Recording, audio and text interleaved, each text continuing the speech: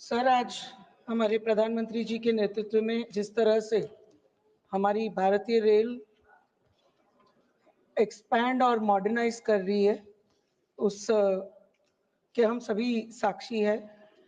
सभी विभाग में ठोस कदम हमारे इस यातायात के माध्यम को मजबूती से विकसित भारत की परिकल्पना के साथ जोड़ने के लिए और उसे साकार करने के लिए उठाए जा रहे हैं। माननीय मंत्री जी के द्वारा सबसे पहले तो हमारा ये बजट सत्र है, तो मैं उनका आभार भी व्यक्त करूंगी कि मेरे क्षेत्र में बहुत सारे काम, वो डबलिंग हो, इलेक्ट्रिफिकेशन हो, वंदे भारत ट्रेन चलाने की बात हो, ये सारी सुविधाएं मेरे क्षेत्र को मिली है। सर, आज मेरा जो प्रश्न है वो रेलवे सिक्योरिटी और सेफ्टी को लेके है। मैं माननीय मंत्री जी से पूछना चाहूंगी कि विशेषकर महिलाओं और बच्चों के लिए हमने जो सिक्योरिटी की व्यवस्था रेलवेज में आज की है, उसमें हमारी रेलवे प्रोटेक्शन फोर्स में विमेन फोर्स का बहुत बड़ा प्रेजेंस है। तो सर, ये जो प्रेजेंस बढ़ाने से कोई मेजरेबल इम्प्रूवमेंट महिला पैसेंजर सिक्योरिटी में, विशेषकर महिला और बच्चों में देखा गया, उनके लिए देखा गया, और इसके पीरियोडिक रिव्यूज होते हैं, और जो विमेन पर्सनल की एडिक्वेसी है सर, उसको फर्दर बढ़ाने का क्या प्रावधान है? और सर, पिछले 10 साल में जिस प्रकार से रेलवे में काम किए गए, मैं माननीय मंत्री जी से ये भी जानना चाहूंगी कि पिछले 60 सालों के कंपैरिजन में इस 10 सालों में केवल सेफ्टी और सिक्योरिटी के लिए कितना एक्सपेंडिचर इनकर किया गया। धन्यवाद। माननीय अध्यक्ष जी, माननीय सांसद महोदय ने बहुत ही एक महत्वपूर्ण विषय उठाया है। महिलाओं और विशेषकर बच्चों के सेफ्टी और सिक्योरिटी के लिए रेलवे में कई सारे स्टेप्स लिए गए हैं, और इन स्टेप्स के बारे में अगर विस्तृत उत्तर मैंने माननीय सांसद के सामने रखा है, फिर भी मैं 3-4 इसके इम्पोर्टेंट पॉइंट्स आपके सामने, आपके माध्यम से माननीय सांसद को दूंगा जवाब। बहुत सारे स्टेशंस में सीसीटीवी कैमरा लगाए गए हैं और वो लगातार आगे बढ़ाया जा रहा है। करीब करीब 1.5 साल के अंदर अंदर हर स्टेशन के अंदर सीसीटीवी कैमरा सफिशिएंट क्वांटिटी में लग जाएंगे। जो आरपीएफ का रोल है रेलवे प्रोटेक्शन फोर्स का, उसके बारे में माननीय सांसद महोदय ने बहुत अच्छा मेंशन किया है।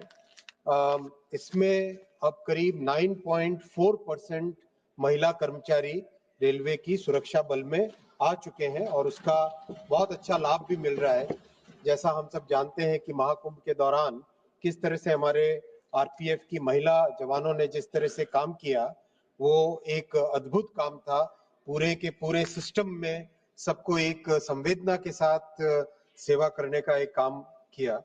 इसके अलावा 139 जो नंबर है हेल्पलाइन का, उस नंबर को सिग्निफिकेंटली इंप्रूव करके आज एक बहुत अच्छा वॉर रूम का सिस्टम बनाया गया है हर एक डिवीजन में, हर एक जोन में और रेलवे बोर्ड में।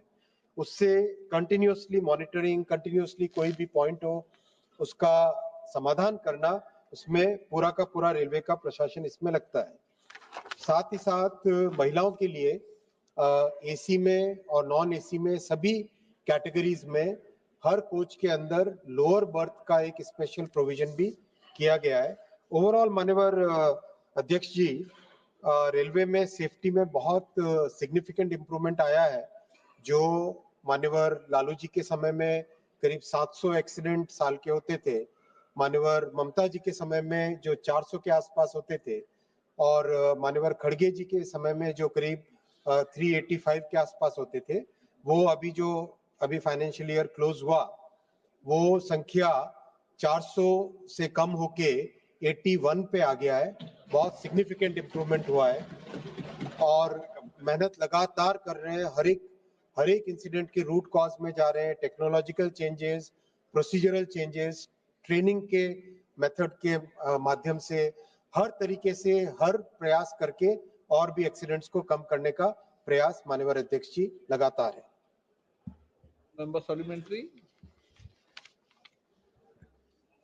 माननीय अध्यक्ष जी, मैं आपके माध्यम से मंत्री जी से जानना चाहूंगी कि काफी बार हमारे पास ये कंप्लेन आती है ऑफ डिलेड एफआईआरस जब जर्नी में होते हैं तब तक कोई एफआईआर रजिस्टर नहीं होती, कोई फरियाद लेने वाला योग्य व्यक्ति काफी बार ट्रेन में मौजूद नहीं होता।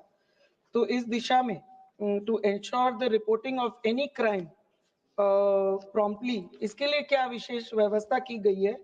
और सर, देश में ऐसे एक वल्नरेबल जो सेक्टर्स है, वो राज्य हो या एरिया हो, जहाँ पे ज्यादा ऐसी क्राइम की फरियाद आती है, वहाँ कोई विशेष व्यवस्था की गई है क्या?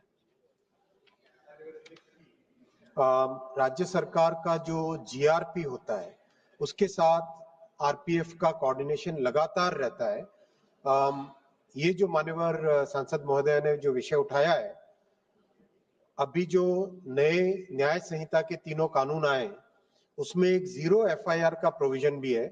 तो आरपीएफ और जीआरपी, सभी राज्यों की, हर राज्य की अलग अलग जीआरपी होती है, उनके बीच में लगातार संवाद चल रहा है और दोनों के बीच में संवाद के माध्यम से एक 0 एफआईआर वाला जो मैकेनिज्म अगर हर राज्य में जैसे जैसे न्याय संहिता का अनुपालन होने लगेगा, वो होने से मान्यवर सांसद महोदया का जो विषय उठाया है वो विषय का समाधान निकलेगा। See,